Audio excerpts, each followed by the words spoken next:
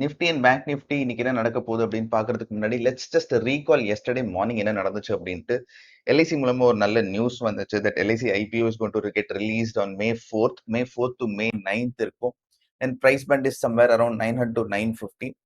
Well, we'll keep the discussion for LIC later. For now, just remember LIC is the largest DAI and therefore they will try to keep the momentum high. அதாவது சென்டிமெண்ட்டை பாசிட்டிவாகவே வச்சிருக்கணும் அப்படின்னு தான் அவங்களோட main எய்மா இருக்கும். அதனால பெருசா market அடி வாங்கிடாது அப்படின்னு நான் நினைக்கிறேன்.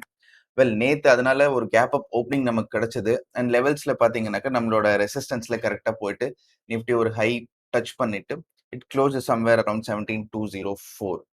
நம்ம ரேஞ்சில தான் இன்னமும் இருக்குது, லோவர் ரேஞ்ச் பிரேக் பண்ணல.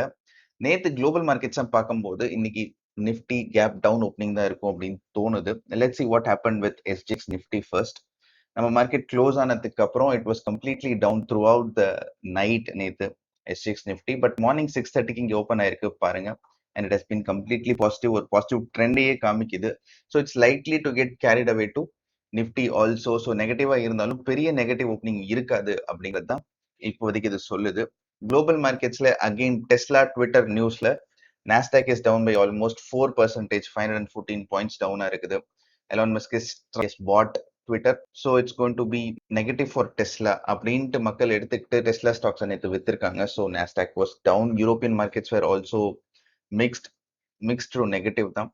ஏஷியன் மார்க்கெட்ஸும் பார்த்தீங்கன்னா ஃபுல்லாகவே ரெட்டாக தான் இருக்கு. There is nothing green about it.